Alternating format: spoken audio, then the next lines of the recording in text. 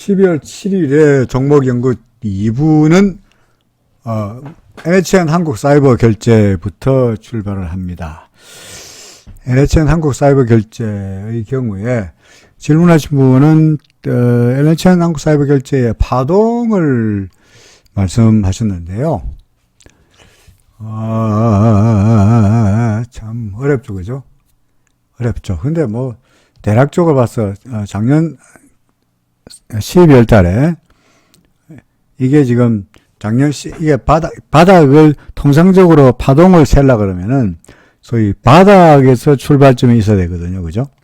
근데 NHN 한국사이버 결제 같은 경우에는 바닥이라고 말할 수 없는 게 이 과거에 보통의 경우에 우리 코스피 종목들은 대부분이 올 3월 달부터 출발했죠. 올 3월 달부터 코로나로 인해가지고 주가가 왕창 빠지고 그러다가 3월 달에 대개 3월 20일 전후 해가지고 그때부터 상승세가 시작됐으니까 대개 여기서부터 출발점을 했는데 이 NHN 사이버 같은 경우에는 여기가 바닥이 아니고 과거에 11,000원 또는 그 이전이 바닥이었으니까 도대체 어디부터 상승 파동이 충격 파동이 출발했냐를 말씀드리기가 상당히 좀 까다롭죠. 그죠? 까다로워서 어디부터 1번인지 2번인지를 말하기가 굉장히 어렵습니다.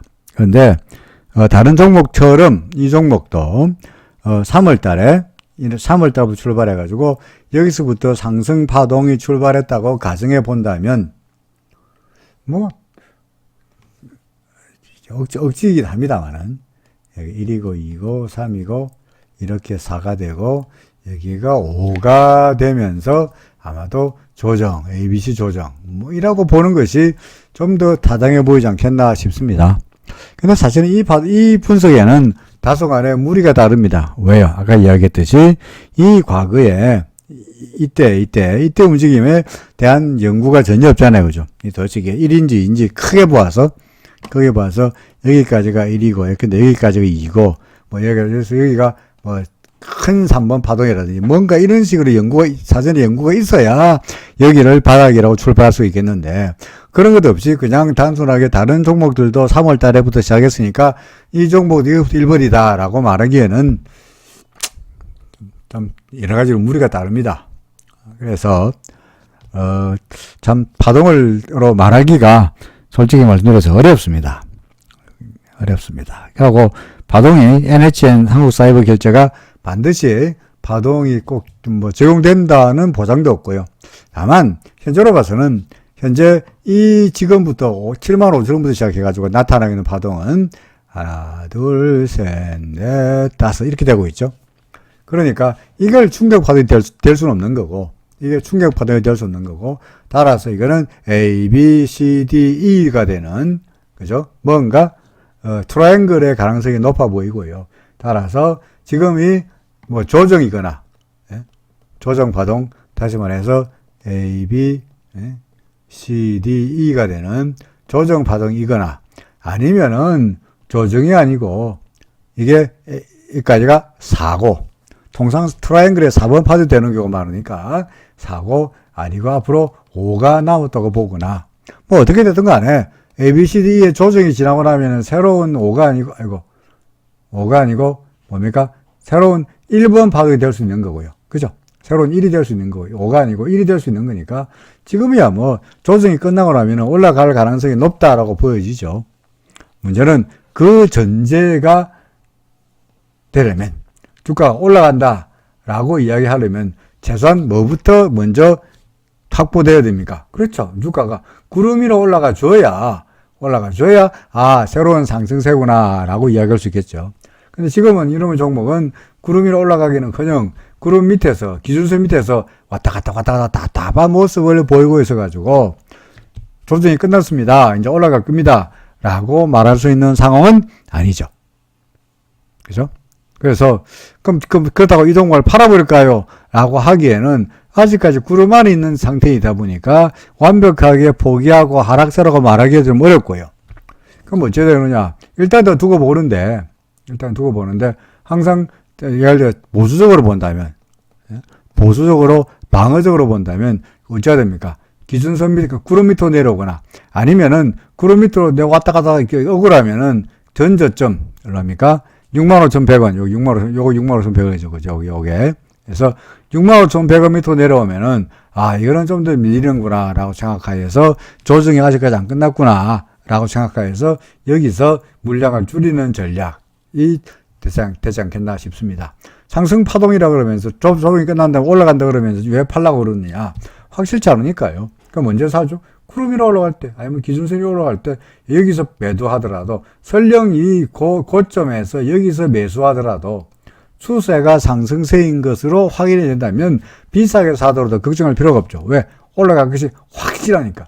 근데 지금은 확실하지 않으니까, 리스크를 줄이자는 차원에서, 구름 밑으로 빠져버리거나, 전저점 밑으로 내려가 버리면은, 물량을 줄이시라라는 이야기입니다. 됐죠? 그래서 일단은 좀 더 두고 보자. 아직은 좀 더 두고 봅시다. 라는 의견이고요. 자, 그 다음에 링네트입니다. 링네트.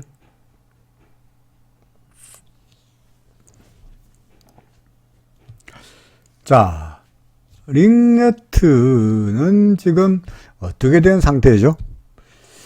구름 밑으로 급등했다가 동상 구름 안에서 헤매다가 그래도 다시 한번 으쌰 해가지고 구름을 넘어갈락 말락 하는 상태가 몇 번 반복하고 있죠. 한 번 넘어가려다가 실패했고 또 한 번 넘어가다가 실패했고 지금 세 번째 시도가 나타나고 있습니다. 그렇죠. 아직까지는 이때 아래쪽에 구름이 워낙 튼튼하니까 구름이 두터우니까 얘가 구름 밑으로 빠져버려가지고 하락세로 다시 바뀌는 그런 사태는 예상하기 어렵고요. 아무래도 구름 안에서 왔다 갔다 하면서 시간을 끌다가 다시 구름을 바깥으로 상승세로 힘을 쓰지 않겠나 싶습니다. 후행 스팬도 현재 문제가 없고요. 기준선 일단 여기서 기준선을 넘긴 다음에는 기준선 밑으로 내려가지 않았으니까 하락세로가 말하기 어렵습니다. 당면 구름 위로 올라가면은 따뜻한 햇살을 보면서 상승세가 이어질 텐데 당장 그렇지 못하는 게 역시 뭐가 필요해? 시간이 필요하지 않겠나 싶습니다. 지금 현재 봐서는 링네트는 매도할 것 같아 보지는 않고요. 오히려 기준선 위니까 타진 매수 정도의 관점에서 다른 분한테 링네트는요, 일단은 구름 안에서 시간이 걸리겠지만 매수 관점에서 대응하면은 나빠보지 않다. 그죠? 기준선 위니까 타진 매수 정도 좋아 보이고 구름 위로 싹 올라가면은 적극적인 매수로도 괜찮다라고 말할 수 있죠. 그죠? 자, 그 다음에 CJ입니다. CJ는 어떻습니까? 그냥 밑으로 구름 밑으로 파고 들어가는 모습이죠. 그죠? 파고 들어가는 모습입니다. 그래서 다른 종목들, 따뜻한 햇살이 있는 종목에 비해 가지고 그다지 썩 좋아 보이는 모습은 아니네요. 그렇죠. 그나마 지금 기준선 위에서 아슬아슬하게 지금 견디고 있습니다. 기준선 위에서 아슬아슬하게 견디고 있고요. 후행 스팬도 캔들 위에 있으니까 100% 하락세로 완전히 균형추가 하락세로 기울었다라고 말하기에는 다소한 좀 무리이긴 합니다만은 좋아 보이니까 이거 사세요. 끝내줍니다. 라고 말할 수 있는 상황은 아니네요.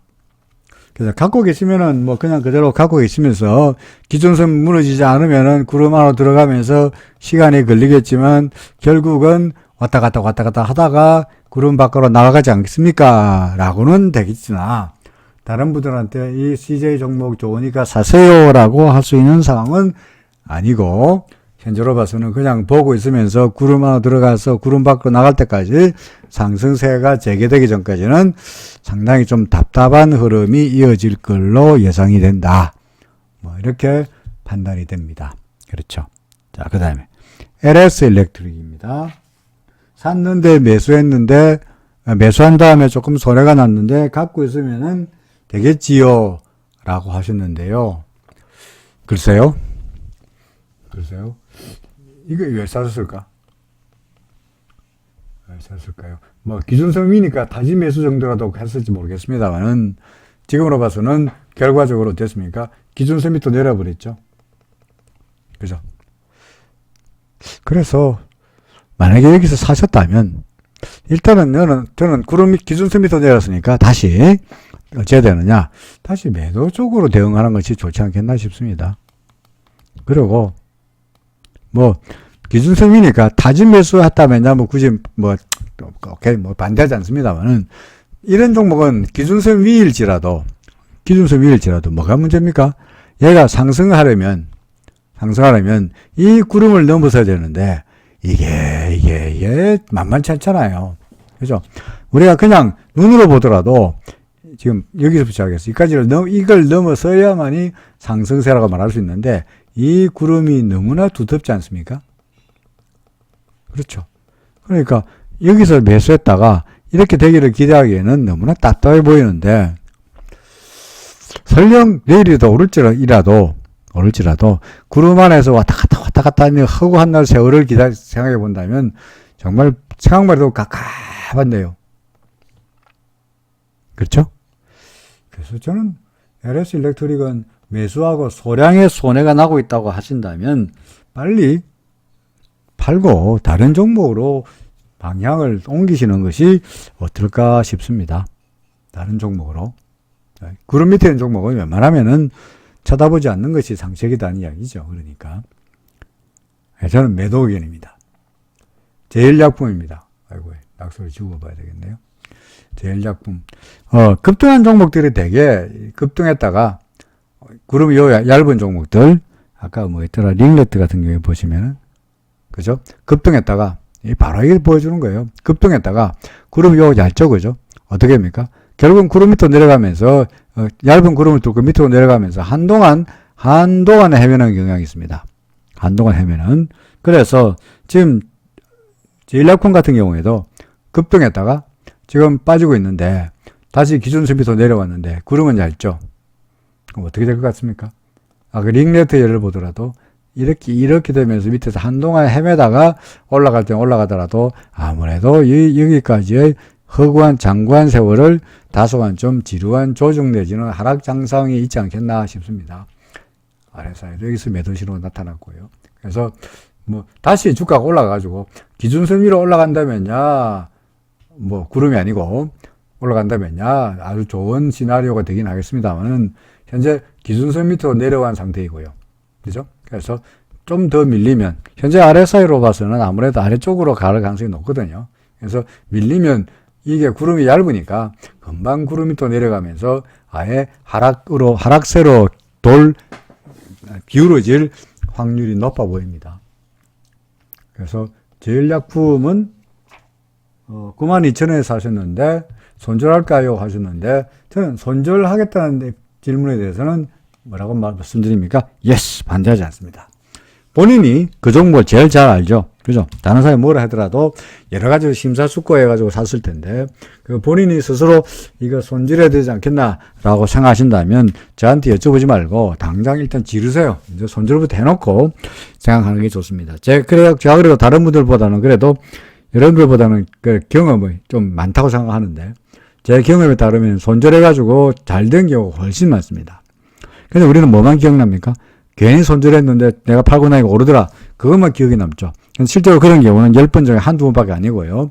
10번 중 8번은 손절한 것이 잘했는데 그게 다만 기억나지 않을 뿐이죠. 인간은 자기한테 유리한 것만 기억하지 자기한테 불리한 것은 기억 안 하니까 그런 결과가 되는 겁니다. 제일약품 매도 의견입니다. 자, 그 다음에 메디아나입니다. 자, 메디아나의 경우에는 어떻습니까? 주가가 구름 밑에서 한동안 헤매다가, 그죠? 드디어 위로 이제 상승을 이제 막 하려는 참이죠, 그죠? 이날 기준선 돌파했고요. 그러면서 구름을 넘어서려고 한 방에 넘어서는 게 아무래도 역부족이죠. 그래서 저항을 받고 좀 다시 뒤로 후퇴했고, 다시 한번 넘어서려고 그러다가 위에 긴 꼬리만 남기고 일단 후퇴하는 그런 모습이긴 합니다만은 뭐 한 번, 두 번 시도하고 있으면서 RSI가 다시 상승세로 돌아설 것 같으니까 뭐 왔다 갔다 하면서 역시 결국은 궁극적으로는 구름을 넘어가지 않겠나 싶습니다. 더더구나 구름의 상단도 점점 내려가고 있으니까, 그죠? 주가가 심지어 옆으로만 가더라도 저절로 구름 밖으로 나가게 되는 거니까 결국은 상승세로서 따뜻한 햇살을 볼 수 있을 거로 예상이 되네요. 후행 스팬도 진적에 그 캔들 위로 올라갔으니까 상승세, 예, 전환선도 돌아섰고요. 이제 주가가 구름 위로만 넘어서는 일만 남았으니까 앞날은 좋아 보인다라는 이야기죠. 그죠? 어떻습니까? 올라갈 거다. 동그라미. 근데 구름 밖으로 완벽하게 나가지 않았으니까 퀘스천 마크는 뗄 수 없습니다만은 뭐 사실은 없는 거와 마찬가지일 정도로 좋아 보이는 종목입니다. 사세요. 그죠? 사세요. 오케이. 그 다음에 테린 포장입니다. 테린 포장의 경우에 질문하신 분은 월봉으로 봐서 컵 위드 핸들이 아니냐라고 하셨거든요. 월봉으로. 아, 이건가요? 그거 말고는 그죠? 뭐 이걸 설마 컵으로 하시진 않을 테고 이게 컵이라고 말씀하신 것 같은데 컵이 이렇게 되진 않아요. 컵이 이렇게 깊진 않아요. 네? 컵은 어떻게 됩니까? 뭐 이렇게 되는 게 컵이지. 뭐 이런 컵이 없는 건 아닙니다만은 그죠? 이런 컵이 그 뭐죠? 우리 뭐 와인잔 같은 거죠? 와인잔 같은 거 이런 뾰족한 이런 컵 그죠? 와인잔 같은 게 없는 건 아니긴 합니다만은 보통의 경우에 컵이든 핸들 이야기하려고 그러면은 이렇게 완만한 모습으로 나타나는 게 보통입니다. 그리고 아직은 뭐 이 깊이가 이렇게 거의 그 윌리엄 오닐의 책에 보더라도 이런 깊이가 가파른 것보다는 이렇게 두리뭉실한 게 커비드 핸들이 가능성이 높다고 이야기했고요. 그 다음에 이거 커비드 핸들이 이거가 아니고 말하기 없어가지고 아직은 커비드 핸들이 되려면 뭐가 돼야 됩니까? 자, 올라갔다가 컵을 만들고 그 다음에 핸들을 만들어야 되겠죠. 그죠? 그러니까 우리가 보았던 커비드 핸들 중에서 핸들 안 만들어지고 수없이 많은 종목이 이렇게 무너지게 되는 경우가 많잖아요. 그죠? 그러니까 아직은 커비드 핸들이다 아니다 하고 말하기는 아직은 어렵습니다. 그리고 월봉으로 더더구나 윌리엄 오닐에 보면은 그 컵을 갖다가 주봉으로 얘기하거든요. 주봉까지는 뭐 괜찮아요. 보통상 뭐 52주 정도까지 그죠? 33주에서 52주 정도까지를 뭐 주봉을 가지고 컵이 된다라고는 이야기하고 있는데 이걸 월봉으로 보고 컵으로 말하기에는 주봉으로 한번 볼까요? 뭐 이렇게 될 텐데 지금 여기가 언제냐니까 이걸 컵으로 본다면 2019년 6월 달이죠. 그죠? 그러니까 2020년 6월까지가 55주가 지났고 그 다음에 지금 12월 달이니까 55주에서 한 70몇 주가 지났잖아요. 그러니까 기한이 좀 길지 않겠나 싶습니다. 더더구나 아직까지 이걸 주봉으로 보더라도 아직까지 뭐가 만들어졌죠? 핸들이 만들어지지 않았으니까 컵이다 핸들이다 아니다고 말하기는 어렵습니다만 가능성은 좀 희박하다는 이야기죠. 현재 테린 포장은 어떻습니까? 일본으로 보면은 뭐 나쁘지 않습니다. 컵이다 핸들 아니면 어때요? 뭐 계속 가고 있는데요. 그죠? 뭐 그룹 위고 기준선 위고 뭐 전환선 위고 다 좋은데 컵이다 핸들 아니면 어때? 뭐 RSI가 조금 조절을 보일 테니까 지가 내려와 봤자 전환선, 지가 내려와 봤자 기준선일 테니까 내려오면 내려오는 대로 매수 관점에서 대응하는 것이 됐죠. 꼭 컵이다 핸들 아니면 어때요? 좋은데 그죠? 자, 매수 주장합니다. 엔바이오니아입니다. 엔바이오니아 오늘 급등했다가 아침에 계장가가 갭 상승했다가 장대 연보가 만들었는데 이럴 때 어떻게 대응할까요? 하셨거든요. 방법은 두 가지죠. 뭐 1번 방법, 2번 방법. 뭐죠? 1번 방법은 자주 거래하더라도 고점에서 팔고 저점에서 사는 쪽을 거래할 수 있다. 아니면은 느긋하게 본다. 추세하고 와서 느긋하게 본다는 전략. 그래서 1번 자주 거래할 거냐 아니면 느긋하게 거래할 거냐 해서 방법이 달라지죠. 그죠? 자주 거래한다는 이야기는 RSI를 보고 RSI가 매도 신호 나타날 때마다 바로 파는 거죠. 여기서 팔고 여기서 팔고 여기서 팔고 여기서 파는 거죠. 그죠? 그러니까 어찌해야 됩니까? 오늘 같은 경우 장중에 쭉 빠졌을 때 오늘 못 팔더라도 내일이라도 팔아야 되죠. 내일은 오늘 너무 많이 빠졌으니까 반등할 거 생각됩니다만은 RSI가 위로 올라가지 않는다면은 오늘 하락폭을 거의 다 만회하지 않는다 그러면은 아마도 RSI는 70을 회복하기가 어렵지 않겠나 싶습니다. 그러니까 이렇게 되면은 뭐 일단 파는 게 첫 번째 빨리 거래하는 방법이고요. 그게 아니고 좀 느긋하게 한다는 말은 무슨 말이냐니까 그렇죠. 기준선을 중심으로 해가지고 기준선 위에 있으면 매수 기준선 밑으로 내려가면은 일단 판다. 뭐 이런 전략이죠. 그러니까 그런 것 같으면 아직까지 기준선이 여기 있으니까 굳이 안 팔라고 기다려도 충분하죠. 그죠? 얼마입니까? 기준선이 오늘의 기준선이 7,870원이네. 그렇죠. 그러니까 7,870원 밑으로 내려가기 전까지는 또 기다린다. 뭐 그렇습니다. 고점에서 오늘 빠졌다고 어떻게 대응할까라고 아마 말씀하신 분은 아마도 고점에서 팔고 싶은 분인 것 같은데 우리 그렇게 할 수는 없어요. 지나고 나서 보니까 이날이 8,770원에 꼭지구나 하는 거지 지나고 나서 알 수 있는 거지 알 수가 없으니까 나름대로 기준을 정하시라고요. RSI로 거래할 거냐 아니면은 기준선을 위주로 해서 거래할 거냐에 따라서 전략이 달라집니다. 기준선대로 거래한다면 아직은 더 볼 필요가 있고요. RSI도 거래한다 그러면은 일단은 매도죠. 그죠? 그래서 엔바이오니아 본인의 성향에 따라서 매매 원칙을 정하시는 것이 방법입니다. 이거는 사람마다 다르기 때문에 자주 거래할 수 있는 사람 또는 자주 거래하더라도 웬만하면 꼭지에서 팔고 바다에서 사고 싶은 사람이 있는가 하면은 나 그런 게 싫으니까 웬만하면 느긋하게 거래하고 싶은 사람마다 성향이 다르니까 어느 게 좋다고 말씀드릴 수는 없습니다. 그렇죠? 자, 동화 기업입니다. 동화기업. 동화기업의 경우에 뭐 전에도 분석을 많이 했고요. 그죠? 뭡니까? 자, 여기서 아까 제가 방금 써놓은 거 지웠습니다만은 기준선이 올라왔으니까 뭐 어떻게 하라고? 동화기업을 써. 또 동화기업이라고 써네. 정신없어가지고 동화기업이 아니고 뭐라고 써야 되죠? 뭘 잘못 눌렀죠? 동화기업이 아니고 뭡니까? 타진 매수 그죠? 타진 매수라고 쓸 것 같다가 동화기업이라고 썼네. 자, 타진 매수 여기서 타진 매수 그렇죠. 그 다음에 구름이라 나왔습니다. 이제 뭐합니까? 그렇죠. 본격 매수 본격적으로 매수하는 거죠. 통상 주가가 구름 밖으로 나오면 어떻게 한다고요? 나왔으면은 구름 밖으로 나오다가 바깥 세상 봤으니까 바깥 세상을 다시 한번 바깥 세상을 보고 해가 빛나는 해가 이글이글 빛나는 오늘 그림은 바입니다. 오늘의 태양은 틀렸어요. 오늘 태양은 엉망이 자 하여튼간에 태양이 빛나는 태양 셀 지우죠. 태양이 빛나는 밖으로 나오면은 어쩝니까? 구름이 튼튼한가 테스트 해보고는 간다 그랬죠. 그죠? 현재는 그런 과정이 아닌가 싶습니다. 그러니까, 동화기업은 별 문제 없어 보이네요.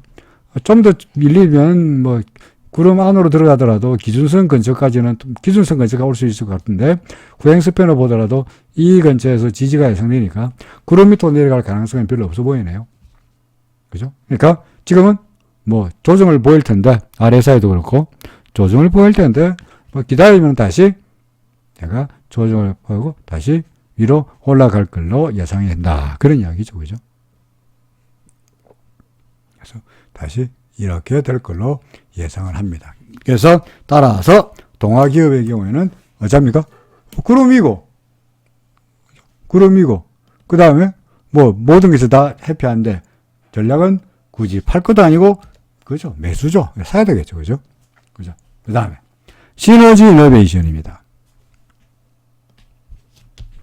시너지 이노베이션은 방금 제가 표시한 거 보셨겠습니다만은 기준선 위고요. 구름을 넘어서 하고 있잖아요. 그죠? 그럼 후행 스팬 캔들 위로 올라가고 구름 위로 올라왔으니까 아마도 여기서부터 출발했던 여기가 꼭지 5번 파도일 것 같고 여기가 5일 것 같고 그죠? 그 다음에 조정을 ABC가 되고 새로운 상승파 1번이 시작되지 않겠나 싶네요. 그러니까 구름을 넘어섰으니까 지금은 걱정할 필요가 없다. 그죠? 간단하게 이해할 수 있죠. 뭡니까? 계속 갈 거야. 너는 구름을 넘어섰으니까 어떻게 된다고?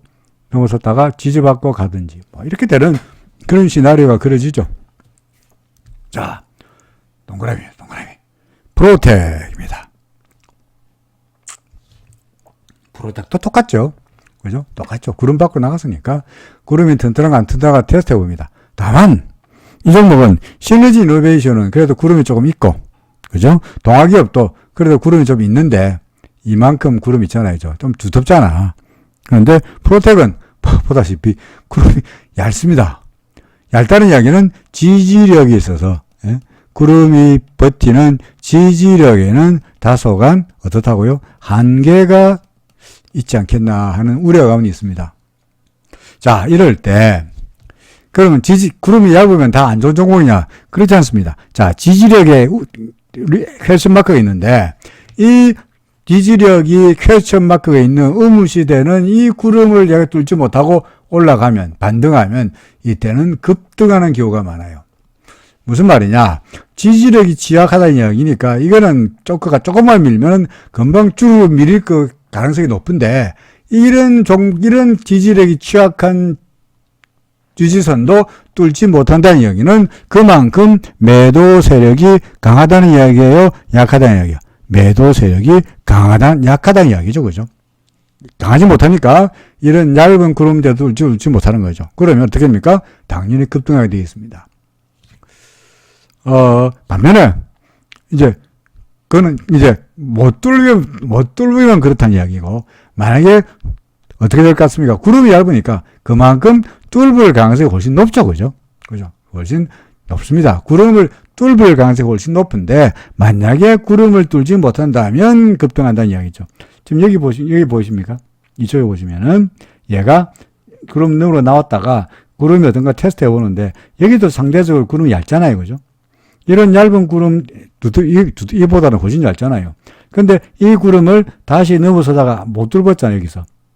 보이십니까? 그러니까 빡 올랐죠. 여기도 마찬가지. 얘가 이렇게 오다가 이 구름을 테스트하죠. 여기 보이십니까? 이거 쉽게 뚫릴 것 같잖아요. 그죠? 근데 못 뚫었잖아. 어떻게 합니까? 크게 올랐죠. 그러니까 지금도 마찬가지입니다. 구름이 얇은데 못 뚫으면 급등할 거예요. 만약에 뚫으면 어쩝니까? 잘못하면은 다시 아직까지 조정이 끝나지 않은 거고, 크게 말해서 이 조정이 아직까지 끝나지 않은 거로 보여지니까 이 조정이 다시 말해서 좀 더 밀릴 것 같으니까 그때는 구름 밑으로 내려가 버리면 어찌 됩니까? 팔아야 되겠죠. 그죠? 그래서 지금 구름 위로 올라갈 거다, 내려갈 거다, 이제는 기준선을 넘어갈 거다라고 예단하기보다는 매일매일 주식을 보시다가, 차트를 보시다가 얘가 구름 위로 올라간다 그러면은 정말 재수 좋은 거죠. 끝내주는 거죠. 그리고 만약에 구름 밑으로 내려가 버리면은 그때는 어쩔 수 없이 억울하지만 일부라도 팔아야 되지 않겠냐 하는 이야기입니다. 지금은 두고 보자. 그죠? 애매한 상태니까, 구름은 얇으니까, 애매하니까 좀 더 두고 보자는 말입니다. 셔틀뱅크입니다. 특별하게 길게 말할 것도 없습니다. 그죠? 일단 표시부터 먼저 하고 보죠. 셔틀뱅크 제가 뭐라고 표시할까요? 그렇죠. 동그라미죠. 왜 동그라미입니까? 기준선 위에 있고, 절한선 한참 멀어 있고, 후행스표는 한참 위에 있고, 다 문제 없어요. 아래 사이가 좀 버벅거리니까, 얘가 좀 이렇게 내려왔다가 갈 수는 있겠네요. 지가 내려와 봤자 기준선이겠죠. 그러니까 이 종목이야. 걱정할 필요 없이 계속 보유. 그죠? 올라갈 거로 보여지니까 매수. 별로 길게 말씀드릴 거 없을 정도입니다. 포스코입니다. 포스코. 지난번에 우리 포스코 이야기할 때 포스코를 뭐라고 말씀드리냐니까 이거 컵 위드 핸들 될 수 있다고 말씀드린 거죠. 오늘 마감 라이브 때 말씀드렸습니다만은 그죠? 컵 만들어지고 핸들 만들어지고 빡 올랐으니까 우리는 여기서 매수했죠. 그죠? 여기 통상 여기가 매수 타이밍이잖아요. 그리고 이만큼 컵의 바닥만큼을 이만큼 올라가고 있잖아요. 그죠? 자, 그런데 지금 질문을 하신 분은 그게 요지가 아니고 포스코 지금이라도 사는 것은 바보짓인가요? 라고 하셨거든요. 와. 항상 우리는 이럴 때는 뭘 걱정해야 됩니까? 내가 지금 산다면 얻을 수 있는 리워드는 얼마인가?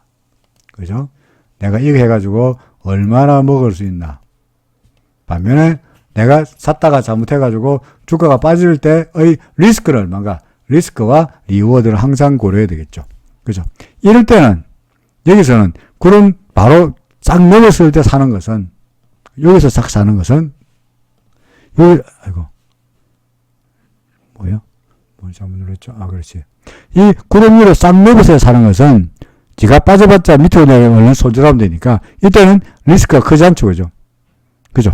근데 지금의 경우에는 내가 여기서 샀다가 정말 재수 없어가지고 밀리면 주가가 어디까지 떨어질지 그걸 봐야 될 텐데, 보통의 경우에는 여기서 일단 조정을 보이면 그래도 전환선까지 오지 않겠어요? 그죠? 전환선. 아니면 기준선까지 온다고요. 그러면 최악의 경우에 오늘 27만 5천 원이 고점입니다. 27만 원에 샀다 치고 27만 원에 종가에 샀다 치고 오늘 전환선이 얼마냐니까 25만 4천 원이니까 그죠? 한 2만 원 정도의 리스크가 있죠. 전환선 밑으로 내려온다. 아, 골치 아프다. 사실은 우리가 기준선 밑으로 내려오면 매도거든요. 다진 매도. 그러니까 한 3만 원 이상의 리스크를 안고 하는 거죠. 10% 이상의 리스크죠. 좀 과해 보이지 않나 싶습니다. 그래서 얘는 RSI도 그렇고, 그래서 사실 좀 더 갈 것 같긴 해요. 좀 더. 그래서 지금 포스코 가지고 계신 분들한테 매도하라고 이야기하는 건 절대 아니에요. 더 갈 것 같아요. 그런데 지금 여기서 매수하면 추가로 얻을 수 있는 수익이 얼마나 될까? 사실은 포스코가 주봉 아직 이 정도에서 어때 그죠? 여기서 올라갔다가 몇 개 올라도 몇 개 일단 보이죠, 그죠? 그래서 30만 원 근처, 예를 들어서 20만 7, 8만 원 근처에서 과거에도 몇 차례 반등하다가 실패한 경험이 있으니까 아마도 이 근처에서 아마 조정이 좀 있지 않겠나 싶습니다. 주봉상으로 봐서. 물론 궁극적으로는 과거에 포스코가 40만 원까지 간 적도 있으니까, 그러니까 조정을 받다가 다시 올라가면은 40만 원이라고 못 갈 거 있겠습니까만은, 그 가기 전에 당장 여기서 40만 원까지 가기보다는 과거에 이때쯤과 마찬가지로 이 근처에서 버벅거리다가 조정을 받다가 좀 내려오다가 그러면서 시간을 다져가지고 가는 그런 흐름이 될 테니까, 매수하는 건 반대하지 않는데 주봉으로 보더라도 상승세이고 일봉으로 보더라도 상승세니까 갖고 계신 분은 팔라고 말씀드리지도 않고 산다 그러면은 지금 왜 사세요? 라고 말하지도 않겠습니다만은 분할 매수 관점에서 조금씩 올라가면 올라간 대로 내려가면 대로 분할 매수 관점에서 사야지, 지금 여기서 몰빵으로 때려 넣기에는 좀 리스크가 크지 않냐라는 말이죠. 욕심 같아서는 어느 정도 되게 통상 어디입니까? 전환선과 기준선 근처를 일단은 매수의 타겟으로 보고 싶습니다. 그러니까 26만 원에서 24만 원 사이가 매수하는데 좋은 타겟이 아니겠느냐 싶네요. 그래서 얘도 보다시피 가다가 조정받고 그랬으니까 이번에도 가다가 조정받지 않겠냐는 게 그런 바람이죠. 그죠? 자, 그 다음에 성신양회. 성신양회도 상승세인 것 같다고 하셨는데, 그렇죠. 그죠? 상승세죠. 이제 한 발만 나가면 여기서 보세요. 여기서 한 발만 나가면 설령 주가가 여기서 떨어진다 하더라도, 내일 주가가 여기서 떨어진다 할지라도 뭡니까? 구름 바깥이죠. 그죠? 이제 구름이 이렇게 내려갔으니까 주가가 올라가면 당연히 구름 이고요. 설령 내일 주가가 떨어진다 할지라도 뭡니까? 구름 바깥에 나오는 거죠. 그러면 이제 뭡니까? 이제 그 전까지는 답답한 응달이 있었습니다만은 이제 따뜻한 햇살이 비치는, 그죠? 햇살이 비치는 양지로 나서게 되는 거죠. 한번 잘 그려봅시다. 해를. 이거 해가 아니고 해바라기가 되어버리나, 이거. 실패입니다. 그림이 잘 되어야 되는데. 해님은 반짝해야 되는데. 햇살이 빛나는, 이거 위로 구름 받고 나갔으니까, 이제는 상승세라고 하여도 과언이 아니죠. 그죠? 그래서 상승세이라고 하셨는데, 그렇죠. 상승세죠. 구름 바깥이니까 상승세입니다. 구름 바깥이 일크니까. 그러니까 RSI가 고점인 거 봐가지고 아마도 예상 시나리오는 이렇게 갔다가 구름이 튼튼한가 테스트 해보고 가는, 그러니까 내려오면은 전환선이나 기준선 근처까지 왔다가 가는 그런 정도의 조정은 있을 수 있겠습니다. 별다리 걱정할 필요는 없을 것 같네요. 성신양에 따라서 어떻게 하라고요? 매수를 주장하죠. 그렇죠. 자, 마지막으로 대한항공입니다. 대한항공. 대한항공 아시아나하고 대한항공과의 합병 이야기가 나오면서 이때 급등했다가 밀렸다가 좀 왔다 갔다 하고 있죠. 근데 뭐 대세는 어쩔 수 없을 것 같아요. 결국은 아시아나가 거의 뭐 이제 독자적으로 생존하기가 어려웠을 테니까 누군가는 그 아시아나가 누군가 사야 되는데 그 아시아나를 그 현대산업개발을 살려고 그러다가 지금 발을 뺀 상태니까 지금 현재는 따로 어느 재벌이건 어디건 간에 뭐 아시아나를 인수할 만한 그런 기업은 없을 것 같고요. 그러면 결국은 대한항공하고 아시아나가 두 개 합쳐가지고 하나의 국적 항공기를 만들면은 시너지 효과라든지 아무래도 효율성에서 좋지 않겠냐 하는 겁니다. 마치 뭡니까? 현대차 기아차가 합쳐가지고 지금처럼 막강한 경쟁력을 가지게 된 것과 똑같은 입장이 아니겠느냐 싶습니다. 그러니까 궁극적으로 본다면 뭐 대한항공 또는 아시아나항공 장기적으로 봐서 나빠 보이지 않고요. 구름 위에 있는 거리고 추세로 봐서도 구름 위쪽이니까 상승세인 거는 분명해 보여요. 그렇죠? 여는 이제 언제를 매수의 타이밍을 잡느냐 이런 정도이지 주가가 떨어질 것 같다라고 이야기할 수 있는 상황은 아닌 것 같아요. 그러니까 여기서 뭐 조금 아래사이가 조금 밀린 것은 보이니까 주가도 좀 밀리겠지만 그래봤자 기준선일 거고요. 그래 좀 더 밀리면은 이까지는 구름꼴보다는 뭐 이런 정도 전 저점이었던 이런 여기서 기준선에 돌아가거나 조금 더 내려가가지고 여기서 돌아가거나 이런 정도의 시나리오가 되지 않겠나 싶습니다. 자, 주가가 옆으로 가면은 후행스팬도 여기 캔들에 닿을 테니까 그러면은 지지가 되리라 상대니까 크게 뭐 걱정할 필요가 아니라 밀리면 밀리는 대로 이 종목도 역시 어떤 관점에서 그렇죠. 역시 매수의 관점으로 대응하는 것이 좋아 보이네요. 대한항공이야 코로나 사태가 악화됐을 때도 그래도 화물기 수송으로 요새 화물기가 없어서 난리지 않습니까? 그죠? 뭐 배도 없고 그런 바람에 화물기 수송으로 나름대로 그럭저럭 수익을 냈고요. 이제 코로나가 백신만 개발되면은 다시 이제 그야말로 굶주렸던 여행 수혜가 확 터질 테니까 앞날은 지금보다야 더 실적이라든지 모든 것이 다 좋아지지 않겠나 하는 분석이 가능해집니다. 그건 근본적인 분석이고 차트로 보더라도 나빠 보이지 않으니까 여전히 매수 관점으로 대응한다는 이야기죠. 자, 2부에서 대한항공, 성신양의 셔틀뱅크, 시너지이노베이션, 동아기업, 테린포장, 동가미 종목도 많네, 그죠?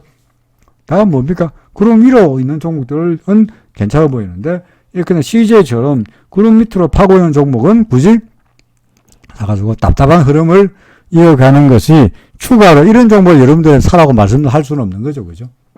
그렇죠. LS 일렉트릭과 마찬가지입니다. LS 일렉트릭도 구름 밑으로 파고 있는데, 이런 종목을 여러분들에게 사라. 이거 싸졌냐. 고점 79,200원 대비해가지고, 와, 52,000원밖에 안 하잖냐. 라고는 할 수 없죠. 우리는 저점에서 매수가 아니고 뭡니까?